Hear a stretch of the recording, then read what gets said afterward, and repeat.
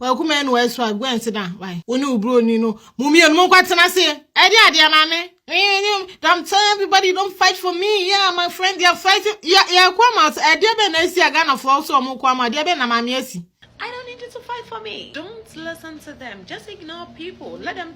They have the right to say their mind. When Kwaku Manu kwaja no, obi ameku ama wasema nsi so. Eno wenya be ma no, wan na eku ama mame. Ade na asa wo ya presa. Unu Kwaku Manu to wakra wa no kasa kra ya nte. Uni celebrity ana wote wakra no. Over the week, Anna Kwaku Manu ex-wife, your friend Diane na nyakon Okaile. A wedding photos ni wedding videos e pop up. Na ebehu se owade kwasi broni kokko maache ya afechiri gongong. Ti ene amanbo beto ye pon so chiri mu se awade no ekoso eye last Sunday no se Saturday no ewo United States of America na enya se beketo akra na napa wani kohwe. Na ebra videos ni eye photos ni bi eba out no. Chese amanfo tayi Kwaku Manu se wanya broken hearts ni ade amanfo level eye serious case etia Kwaku Manu me ex I na mahu se wawale no me na me map social media for policy say ye ja wade obi na obi ye divorce me wo kwan se metimi awale sanso na me ex e wo kwan so betimi awale me ye more than okay ade mu ya kan wan sam da ba out da 2017 and adabi 2021 yeah me ex awale you be di say me ex awale sa bro ni ma chia na nsem de me ex ye ni obi but ye wo ma wo ye ntem so pen ko ma ni bi enti ma me nka kakra nkyerɛ oba ni tu kwan kodu abruchire no ohun wi ase foforo enti ye kora kyerɛ mu se wakɔ ho asɔre ha we so wakɔ ho asɔre utie enwuma na ebo so ebo ewo Kwaku Manu ebere wo asɔre dem na ate wade ne ho bisa na ye to eye fa ho die enwum bi ede ma no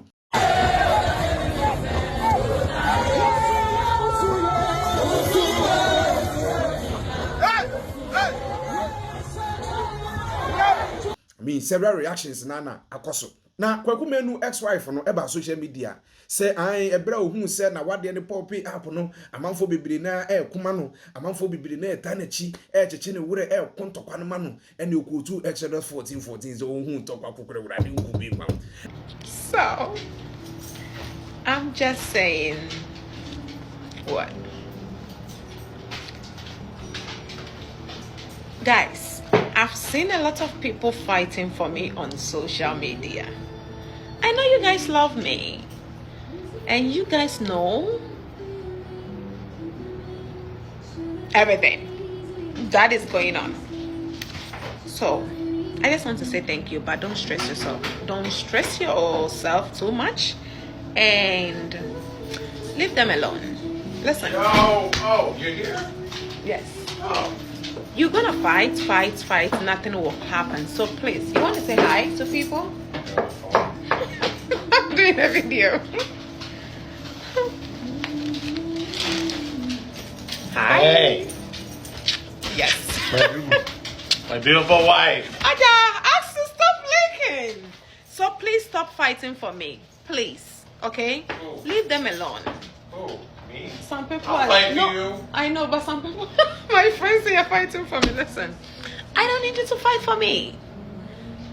Don't listen to them. Just ignore people. Let them. They have the right to say their mind. Leave them alone, please. They're annoying. They're annoying, right? Yeah, they're all annoying. It's stressful. It's okay. Na eno na ye Ghana bufu ye bi his chere Kwaku Manu ex-wife friend na o kan lenya ko se wan na ekun tokwa bi ya ma na odwen za wade na wawade kwasi broni kokko ma kyen ya fe chere gongon no obi fa ho hwia ka panga fa wasam kra so ho ne anwen ye ho na wawade a wawade no obi movie obi a enti evu na enyom asem ma obi fo mo fo asem fa ye ho fa free so na dwebere mra na Ghana fo bi nom etwa ede abo eye na o ka lenya akon kire se da bia wade a wawade kra e movie ye never ye ho obi enkom ho ana de enso wakoye no obi ani nje ma e wawade no akwakoye intinenfo obi ho abusia social media no so no eso ye there you don't have to mix it na yenya musia ne nkotie de Ghana fo eka ade a kire Kwaku Manu ex-wife emra eba ya to aso before be ko video ni bi e de aba no make am for Dr. Owusu Echan Herbal Center omunro anasom ointment wanwaso mo de aba ye friend Adanse Herbal ointment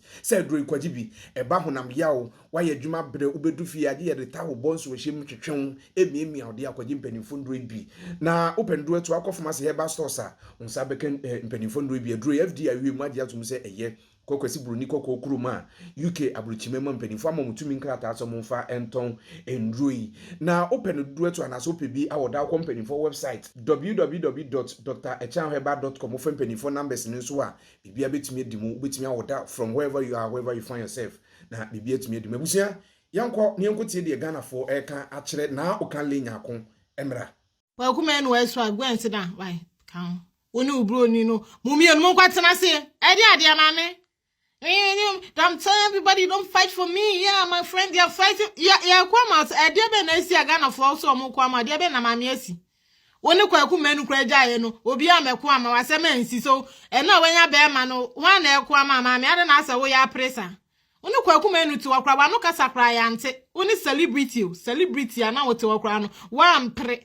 Woni na giant to anokasa na waware akwa viral de be nya viral without Kwaku Manu is not a you o me kra be si na minimu this is a false saying obi akwa Google Kwaku Manu ex-wife so without Kwaku Manu there is not a you nya Kwaku Manu ankanya ne say woni ukru no mo awade na ya hate sa no yes Kwaku Manu ntia enti so na ja that time ankasa na say de be ni video na mami ya te wo ba ma wo nya ho to ho ya te wo ma ema bebe na nkwamunya asa na nka mema teti wo mama omo a kenya ni se wuju hu ni 50 euro shan dress no bibini be ma na ba so be wale wanka be ko sha akwa fatare nka funa akwa pe designer akwa pe tela na ye mkoto hu cheap mamrofo no wa hu bibia nya hwe we nku bibini nwa mia nwa no koto hu cheap mamrofo ni wie na afide o ma sate no omu ujimi wo ba live ya yes my sana yeden Broni no nim se superstar eyide na ono aba befa ni no aba befa kenye sanka mu mienu mu awale no kawa na nkebeti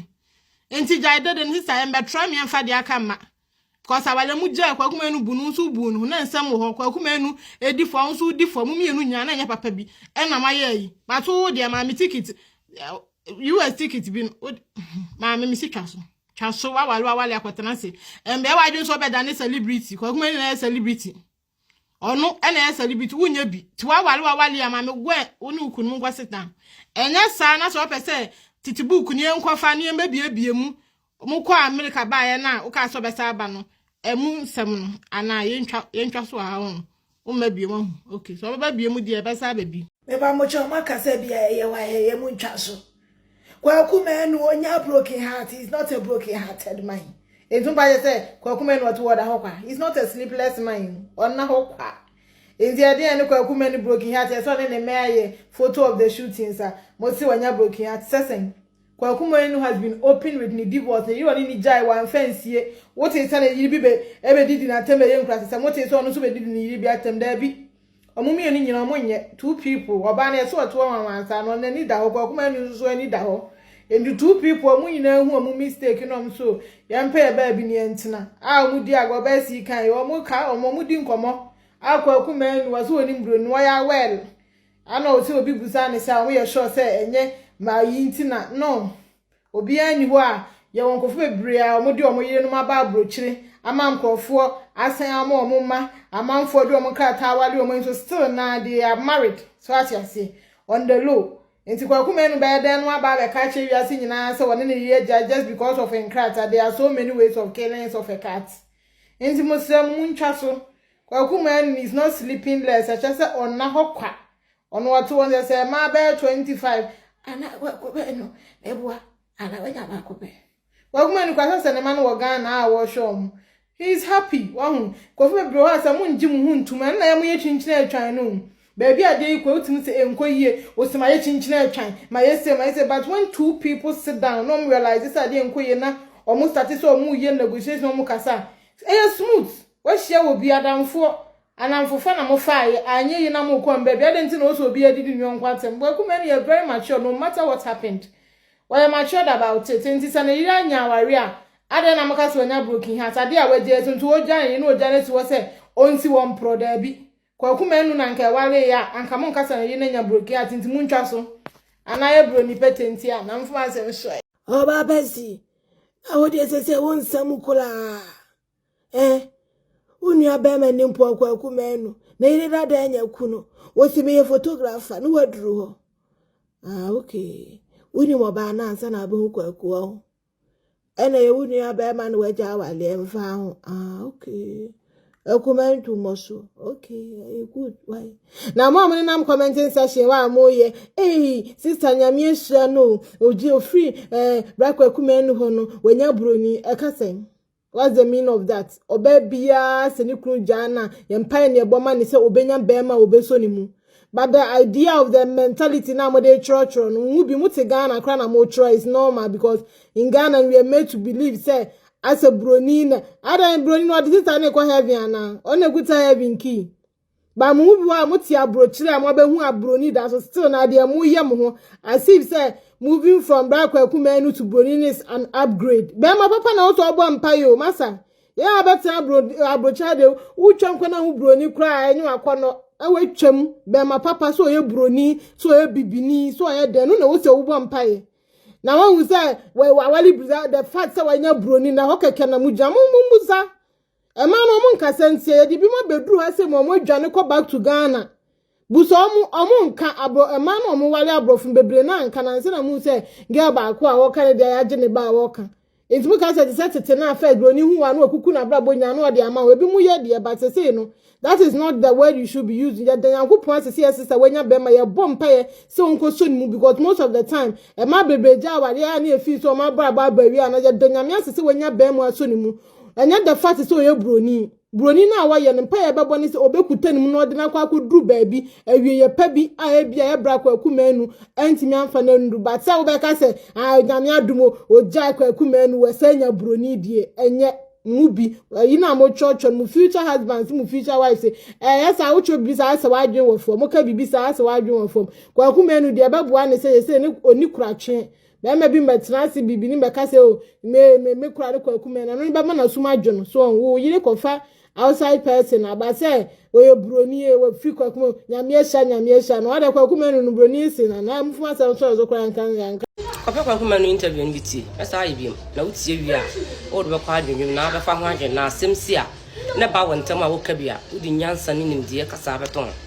na wo kan no ebe fete wo ma ba wo moja wo nti ba susu yiro ho ka unim obi fi asam unim de koso na wo de hinsam no atanye ni bre ne odo na wo de katam from so kopa biti wase mama congratulations kula mesi kopa biti nya na meka me yale asa me kansam na me no wase mi ko jino makọ ni obi akoya aka na obi akotwa manso monti asam na moka usa ho se before some Kwaku Manu no me ni be hia na ede na me ni hia wo dia kwa adwunwum se ede na me hu Kwaku Manu na wo ka leso ensem bebrego em pese be cancer fisa me do mu nyina na me yaba mana yi no de be mi sem TV en me hu so ye badwemba o ye nyansafo na wonye pese me nkunya ntiram di na chi no wonim se de msumete no ba no so nim se de msumete TV ani atache ne e bompa ne e hwede e koso kokko pe bitie sheli afo me ko hwe me na be Kwaku Manu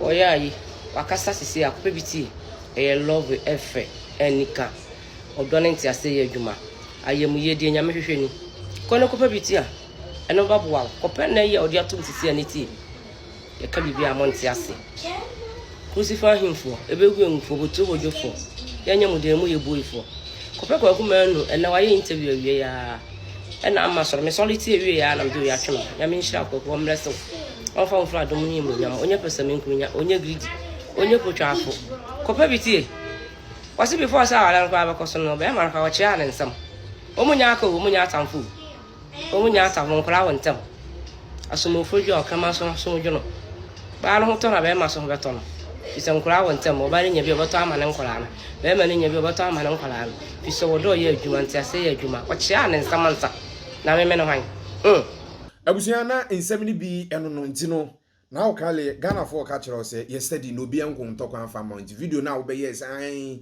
wahu na as mudidi ɔdɔ ne kwadwotem na okale ekuru ne yɛsɛ yɛfrɛ no kwadwotem oburu ne ɔde kwadwo wo de bɛyɛ wo yo yate ntino na kyerɛ no a ɛne Kwaku Manu so abɛkasa ɛde afa ho kyerɛ sɛ awade a ne ex wife awade no ɔno movie no sɛ bibi ono no focus wo one ne man entem ne nebusunya sisiye no o focus e wo montam ntino ade a ne ye anase ne yere dada izambe ware mi na foforo ba ye no ade a ha no yende ukọ ye channels ni mu anase ye videos ni mu a ubohu de ekoso ene de ba eno nso eno no amosonfo da Kwesi Prince ya dwete ho kakra de ama no bekoso de ene adi nsem ne chan ma bato fo ma nso be fe feeling so message so ba no subscribe no share na abusua no etumi akoso ekese na before be kra mo ama yakọ me kanfo Dr. Owusu Echan Herbal Center ointment wanwaso a mo de ababonti ye friend Dr. Before Beckramo, I'm a make for Dr. Owusu Echan Herbal Center. At the amount say ointment when I saw my day about Bonti FNO. A dance here herbal ointment and Quadim Penny food will be say a bar when I'm Yao Jonku Sasabro in Sui to in Sui can pekriti. Now Sasabro Jonku, Couchim, Catchim, one more Kwesi Brunico Kum Yuki. You may want say a binu hop, ne pensai dim pintino. What can't I so back me numienza in noom or bosh of 2 hours, about 3 hours, how we do feel a gradius when I'm yo ya. Adia de tawo elbons we shim twi kwamran mo ho nama kwadim panimfondo bi na duri FDA awem agia tum se eye opendu etu akofmas herbal stores bi ebe wan sabe kan panimfondo bi na mo mo Kwesi Bruni koko okrum UK ene ne mpotem ne amanfo manso mo mfa maso enfe me se duri opibia oda okọ mpanimfo website www.drechanherbal.com on sabe kan panimfondo bi sanso na fa mpanimfo numbers ne da oskunu so bibia ebetumi edimu ya frame dan Kwesi Prince nyame eyadoma dasene yebesend ye hye mu mesel so ba no subscribe no ahye ne busu na etumi akoso ayekese makrao